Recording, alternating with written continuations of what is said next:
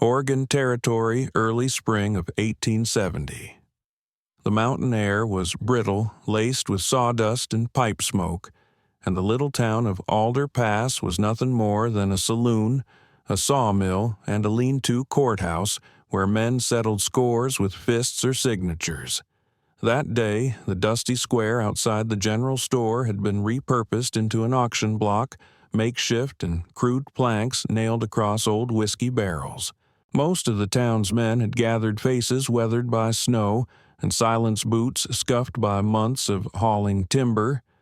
They were loggers, miners, drifters, men with no one to go home to, and too much liquor in their blood to feel lonely. Sheriff Cole Murdoch, who wore a badge that hadn't shone in years, stood on the raised platform with a gavel in one hand and unease in the other. Last one for the day, he called, slamming the gavel down. No name, no voice. Sack's been over her head since Dakota. Says she works. Says she obeys. Starting bid $2. A hush fell, followed by laughter sharp and cruel. She a witch under there, one man snorted. Could be worse, said another, spitting tobacco. Could be my mother-in-law, or a corpse. They chuckled, but none stepped forward. The woman on the platform stood barefoot, dust coating her ankles, her hands tied with old twine. The sack over her head was large and stained, drawn tight at the neck. Only the steady rise and fall of her chest betrayed that she was alive. $2, Murdoch repeated, more mutter than call now. Any takers? The silence stretched. Then, from the back, someone moved. A tall figure emerged, broad-shouldered beneath a canvas coat, a brown, wide-brimmed hat pulled low. His face was rough-hewn, as if carved from pine bark, with a short gray beard and steady eyes the color of smoke. His boots thudded as he walked, spurs muted by mud. $2, he said. The crowd parted like water around a rock. You sure? Murdoch asked. I said what I said, came the reply, calm, even final. Murdoch squinted. Name: Ephraim Cutter. Profession: lumberman. Lives near Black Pine Ridge. The sheriff scratched it all down. Fine. Let it be known, Mr. Ephraim Cutter has entered into lawful union, witnessed by this court. Miss, speak your name for the record. A beat, then another. The sack moved. A breath. And then, in a voice so soft it nearly vanished into the wind, Clara Wynne. Ephraim didn't move. But something in his expression shifted. Just barely. A narrowing of the eyes. A tightening of the jaw. He stepped forward, placed a weathered hand gently on the woman's arm, not pulling, not forcing, but firm. Solid. The way a tree stands against snow. You're safe now, he said. No one stopped them as they stepped down from the platform. No jeers, no whistles, just quiet boots on plankwood and the echo of a name that still lingered. Clara Wynne. They walked through Alder Pass in silence. She did not speak. She did not remove the sack. Ephraim led the way, one hand on the reins of an old pack mule loaded with supplies, flour, salt pork, a coil of rope, a tin kettle. Everything they'd been allowed to take. By dusk, they reached the woods. The trail turned narrow. The trees leaned in branches like bent arms reaching for each other. Still, she said nothing. Still, she followed. Ephraim's cabin was nestled beneath a ridge, its roof blanketed in old pine needles, its chimney stacked with stone. When they arrived, he didn't open the door. He stood aside and said quietly, "You choose where to stand now. No one else." She stepped inside on bare feet, movements slow, spine bowed. The sack stayed on. Ephraim didn't press. He set wood in the stove, stoked a fire, and began to cook. Smoked venison and potatoes. He placed a bowl near her. She didn't touch it for a long time, but eventually, with shaking fingers, Clara reached beneath the sack and took her first bite. She did not speak, but she did not tremble either, and that for Ephraim Cutter was enough for now. The woods around Black Pine Ridge were still waking when Clara Wynne opened her eyes. She had not slept in a bed, not in the way most people knew it, but the cot in the corner of Ephraim Cutter's cabin was dry level and warm. The wool blanket didn't scratch. The fire had gone low, but its heat lingered in the thick timbers. She lay still for a long time, the sack still drawn over her head. Habit, shield, memory, but she listened. Outside, the forest murmured. A jaybird chirped once and then went silent. The wind passed through the trees in slow waves, as though even the pines were cautious around this place. Inside, there was no sound but the occasional creak of wood and the low simmer of something on the stove. Clara sat up slowly. She was alone. Ephraim had left without a word. Only the mule was tied outside, nodding gently by the porch post. She moved to the wash basin and poured a little water into her hands. Her fingers were stiff, the twine burns still raw. When she pulled the sack off her head, she did it slowly, as if bracing for someone to shout, to judge, to recoil. But there was no one. Her reflection stared back from a cracked shaving mirror on the shelf. She studied the curve of the scar near her jaw. Old, pale, ugly to some, proof to her. When she heard boots on the porch, she flinched but didn't move away. The door creaked open. Ephraim stepped in, carrying a sack of kindling and a brace of rabbits slung over one shoulder. He paused when he saw her sack off, eyes up. He said nothing. Neither did she. He placed the rabbits on the counter and set about lighting the fire. No questions, no commands, just rhythm wood spark smoke. Clara sat by the window watching him as he moved with a quiet that seemed practiced, like a man who'd lived too long without the noise of company. "You ever trap before?" he asked finally. Clara hesitated. Yes, he nodded.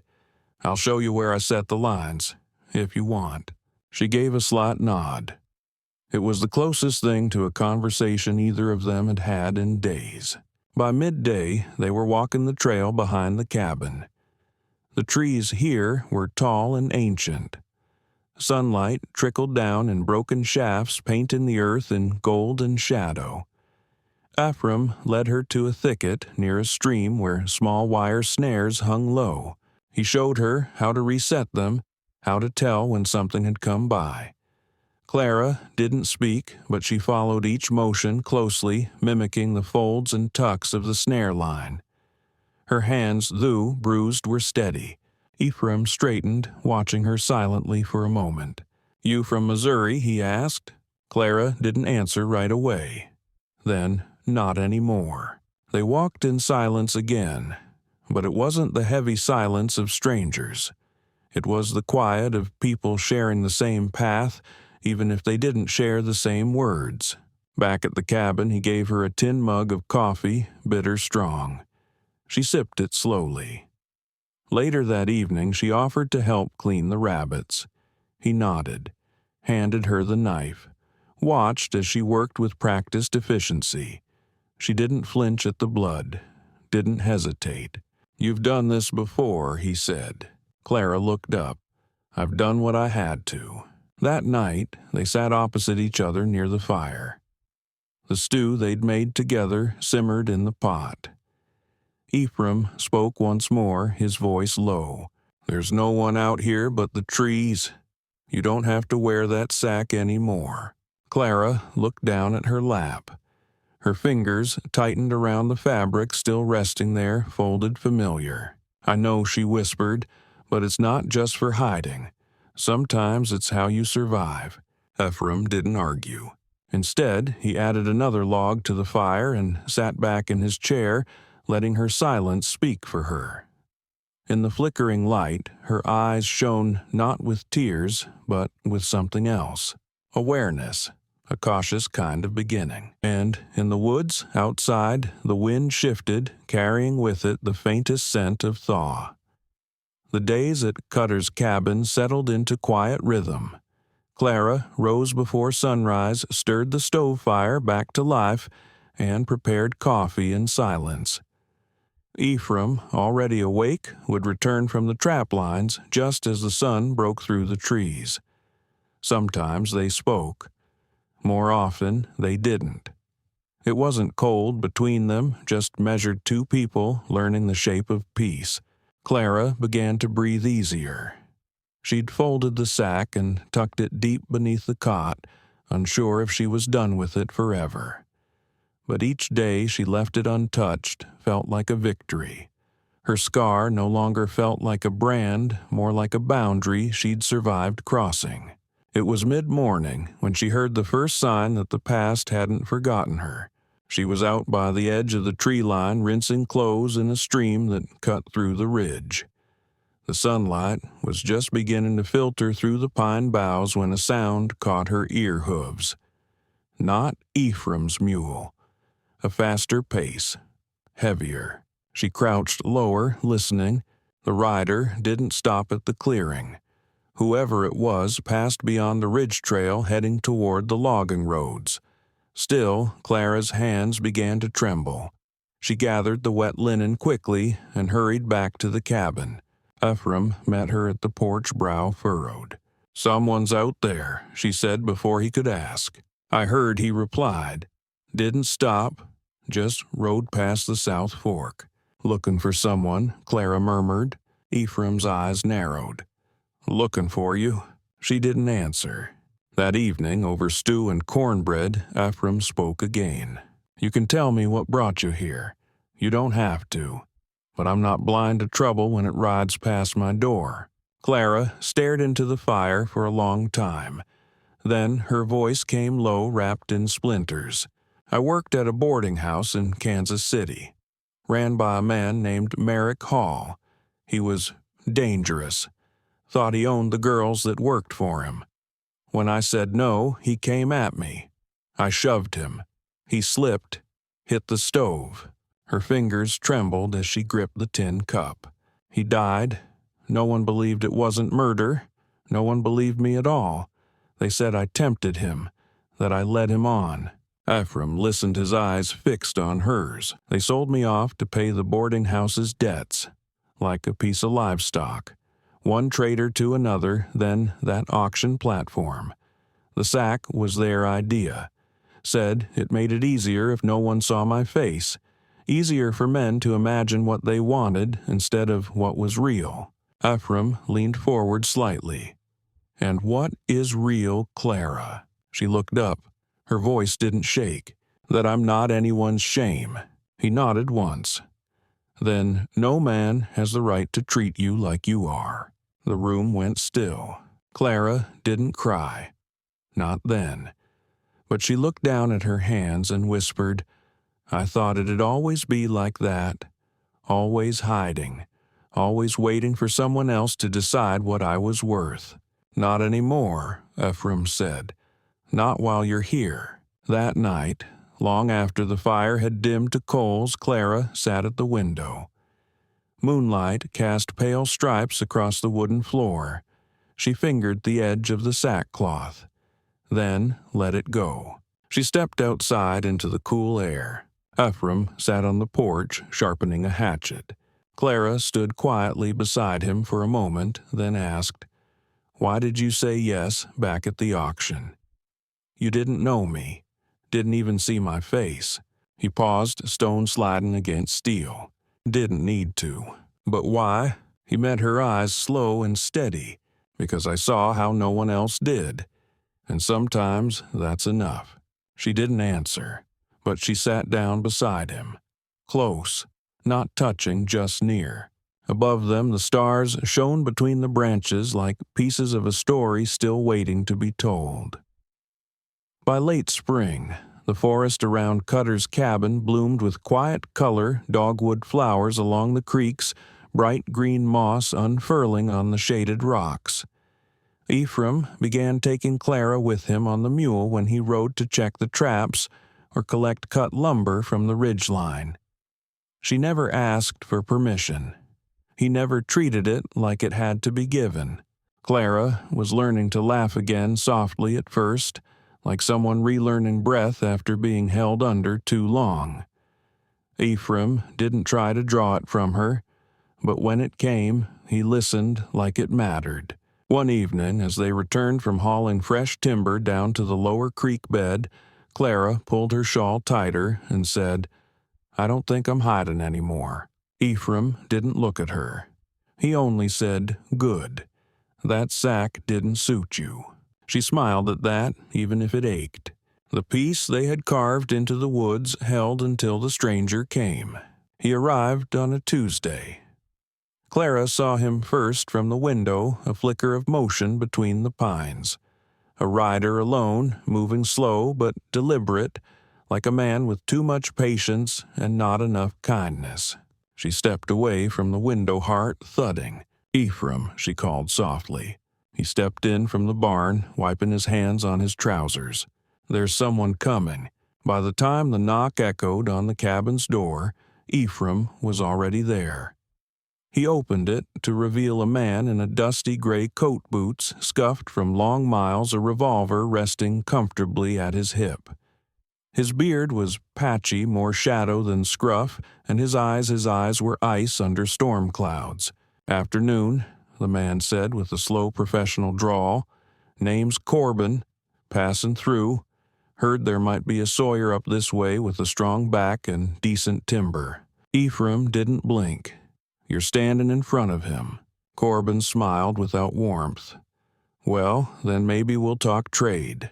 He came in without being asked, eyes scanning the room like a man used to finding things that weren't his. Clara remained by the hearth, quiet, her back to the window. She didn't turn, but Ephraim watched her closely. Corbin sniffed the air. "Smells like stew. Mrs. got a good hand." "She's not for trade," Ephraim said flatly. Corbin turned all pleasant on the surface. Didn't say she was, just making observations. He stayed 15 minutes, maybe 20. Said little, asked less, but Clara knew men like him didn't need words to gather what they came for. He was cataloging, storing, calculating. When he finally tipped his hat and stepped out, Ephraim followed him to the edge of the clearing. "You come looking for someone?" he asked evenly. Corbin turned in the saddle. "Just the trees. Maybe a story or two. You got any?" "Only the kind that end with strangers leaving." The man smiled again. This time there was steel behind it. "Be seeing you, Mr. Cutter." Clara didn't speak for a long time after Corbin rode off.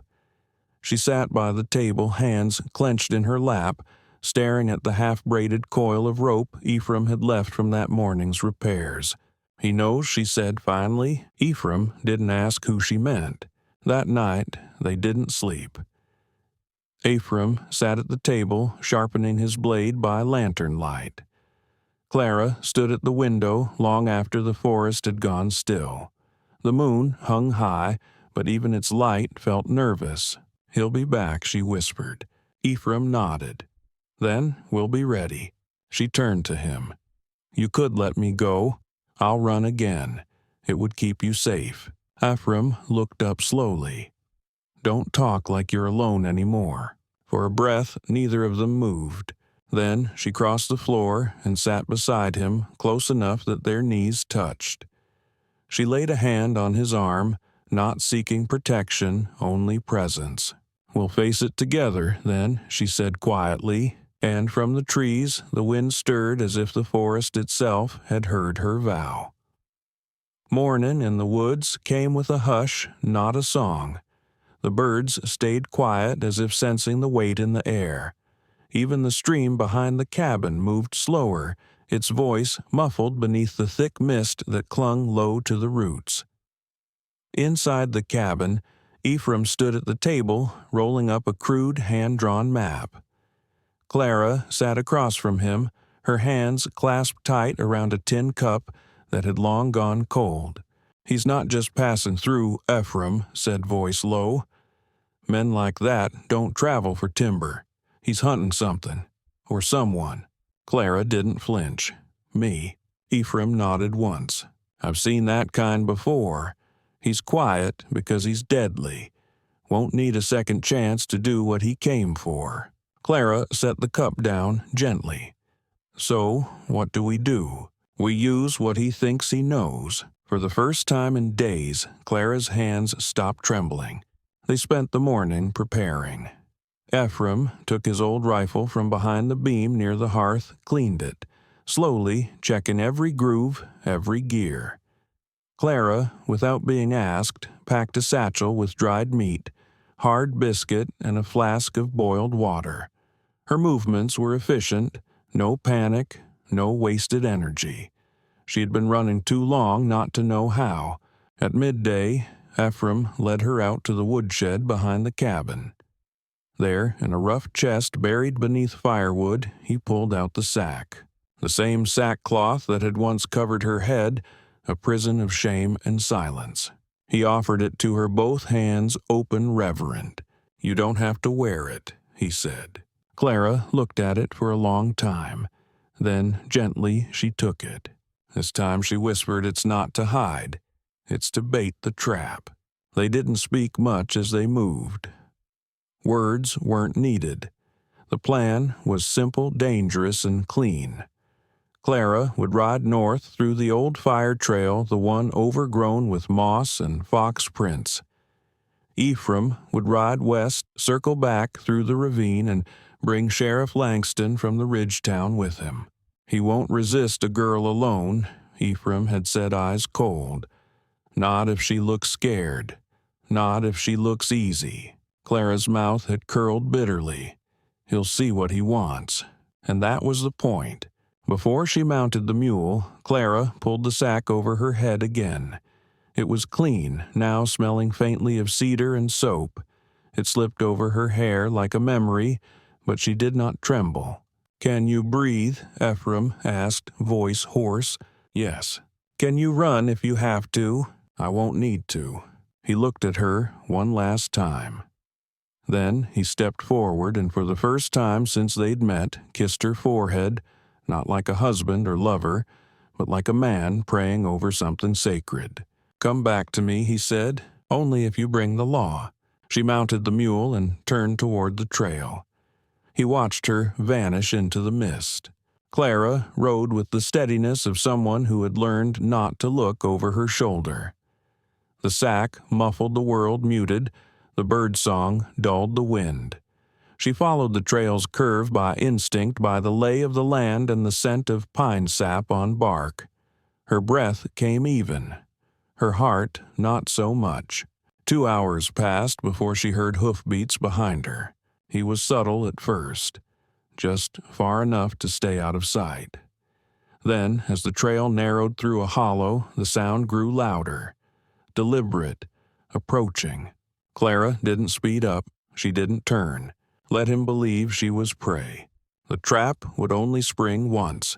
By the time she reached the clearing near the dry creek bed, she knew he was there. "You're a hard girl to catch," came the voice. Smooth, mocking, close. She stopped the mule and dismounted slowly. He didn't tell her to. She just did, letting the illusion hold. Corbin's boots hit the earth behind her. She felt him draw closer. "I knew I'd find you," he murmured. "They always come crawling out sooner or later." Clara stood still. "I don't suppose you'll come quiet?" he asked.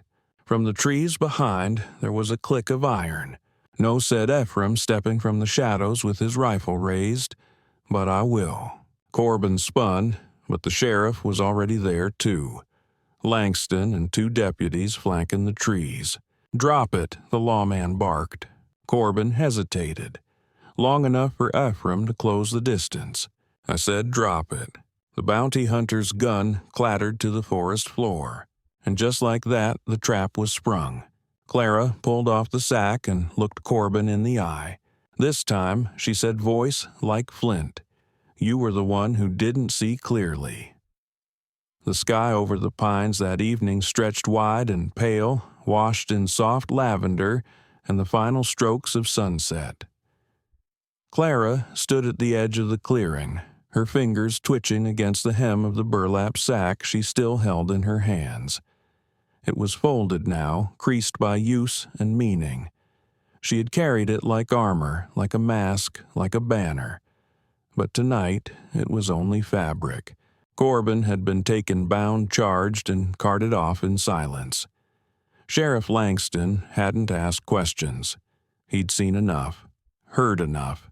A full confession might still come later, but for now, justice had teeth and a name behind it.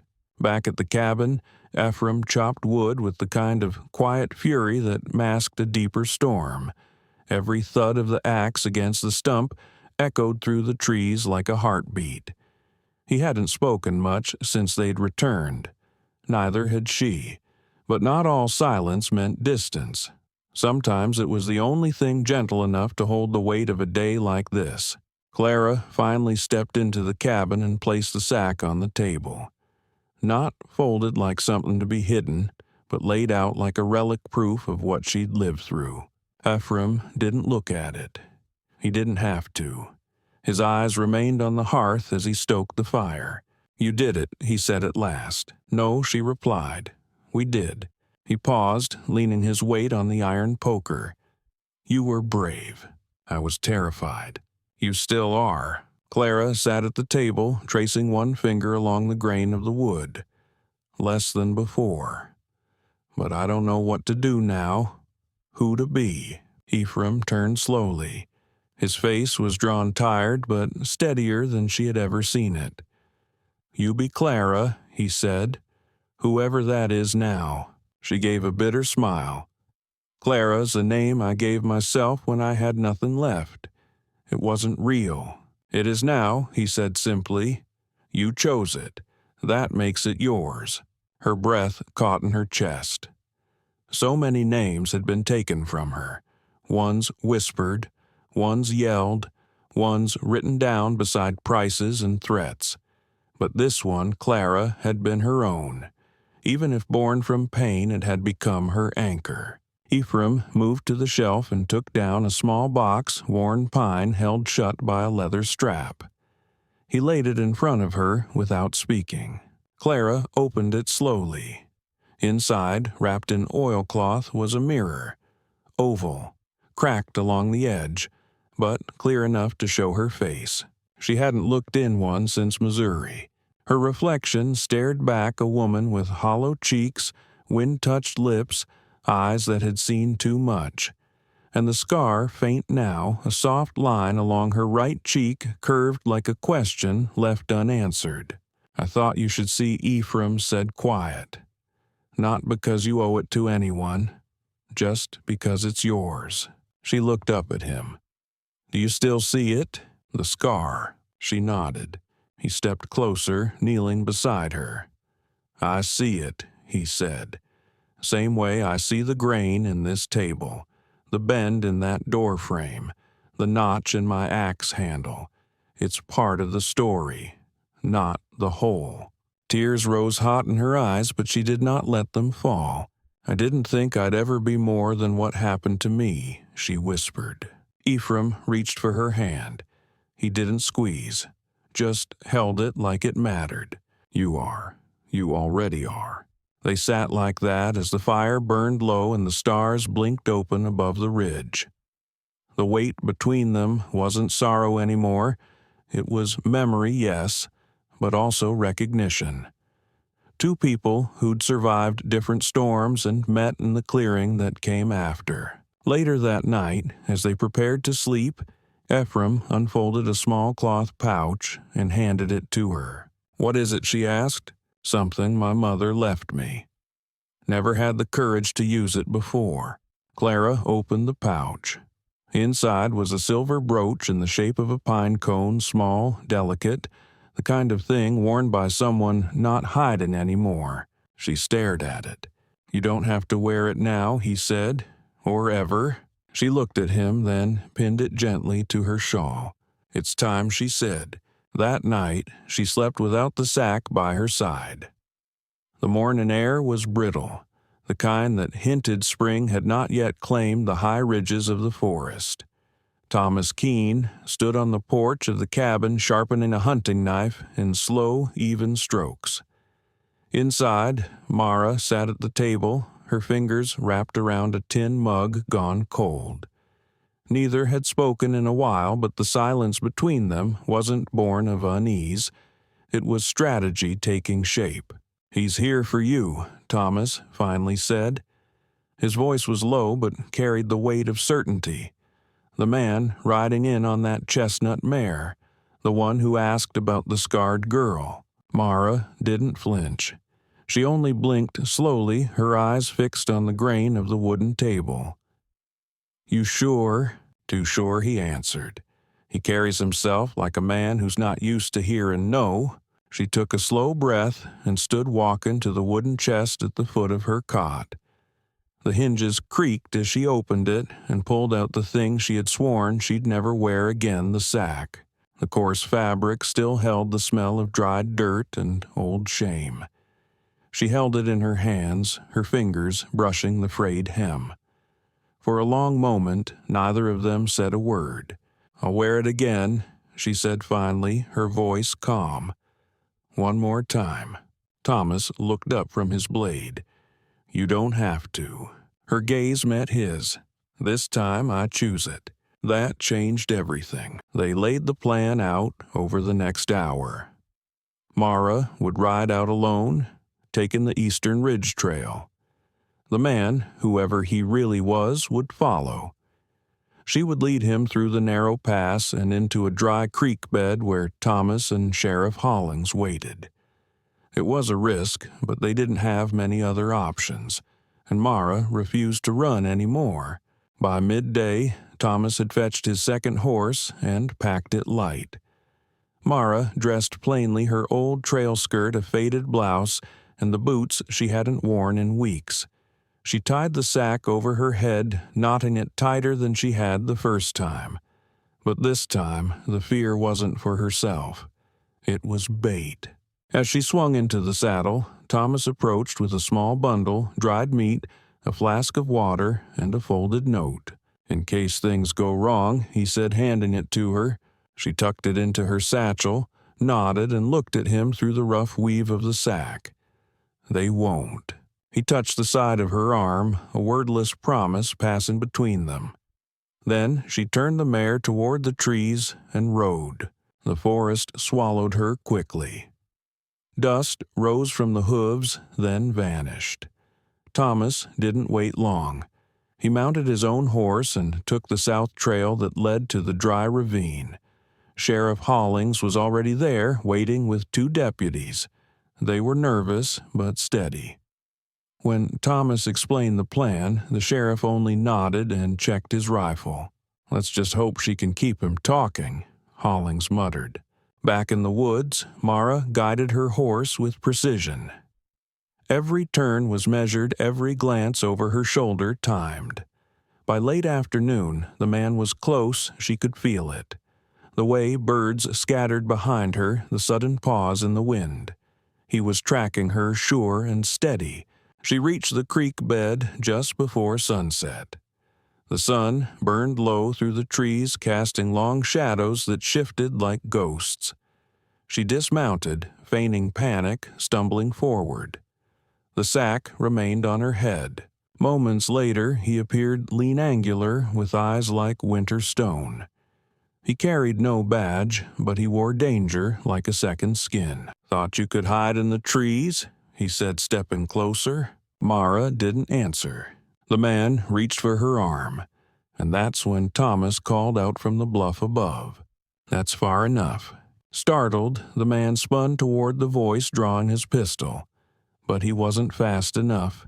3 rifles cocked in unison. A single warning shot cracked through the silence. The man froze. Within moments, he was surrounded. Sheriff Hollings disarmed him, bound his wrists, and read the charges: unlawful pursuit, false impersonation, and attempted abduction. Mara stood silently through it all. When the man was hauled away, she finally pulled off the sack and let it fall to the ground. She looked at Thomas. "It worked," she said. He nodded. "It did." Her eyes drifted down to the sack now crumpled in the dust. I wore it again, but I owned it this time. He reached for her hand. And you'll never have to wear it again. Together, they watched the last light fade from the trail, and for the first time since Missouri, the past finally seemed like something that could stay behind. The forest was gentler now, not because it had changed, but because something inside Mara had. The towering pines still creaked in the wind, and mist still rolled in from the north ridge at dawn, but it no longer pressed down on her like a weight. It wrapped around her like a cloak, familiar, protective. Thomas Keene stood outside the cabin, a hatchet in one hand, trimming pine logs for a new bench near the porch. Spring had returned in quiet, confident steps, buds blooming along the trail, the air fragrant with wild herbs and distant rain. Inside, Mara was at the sewing table. Her fingers moved steadily over a piece of pale muslin. Her scar, still visible in the morning light, was no longer something she avoided. It was simply part of her reflection.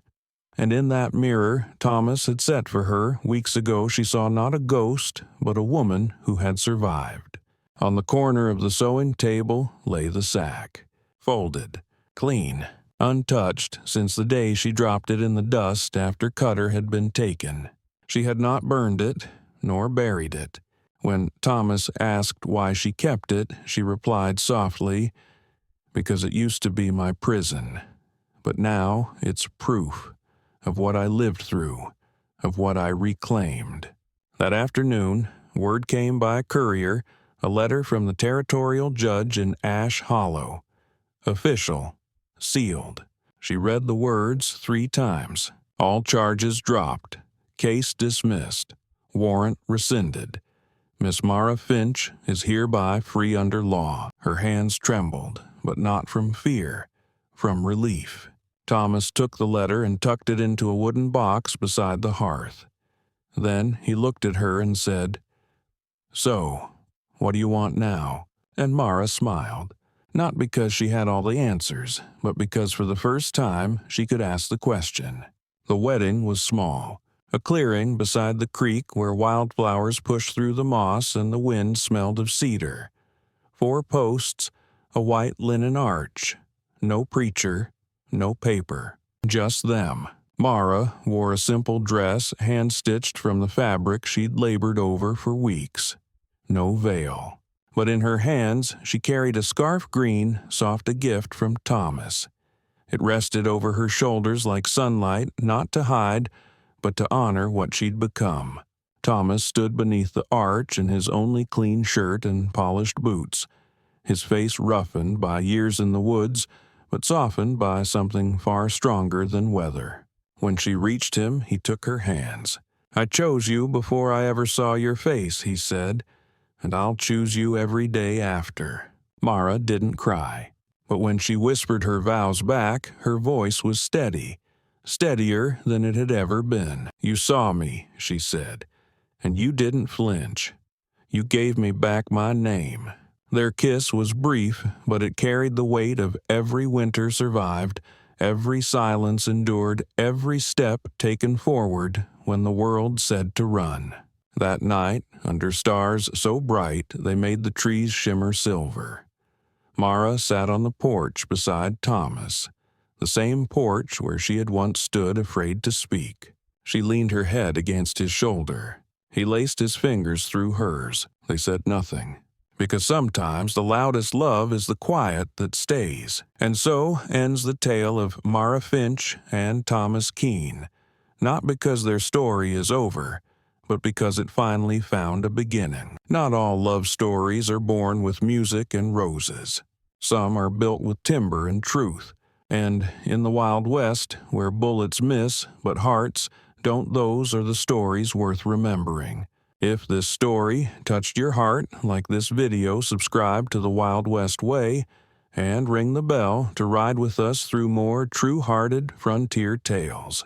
Because out here on the trail, every scar has a story, and every story deserves to be told. Subscribe now to The Wild West Way, where love rides farther than fear.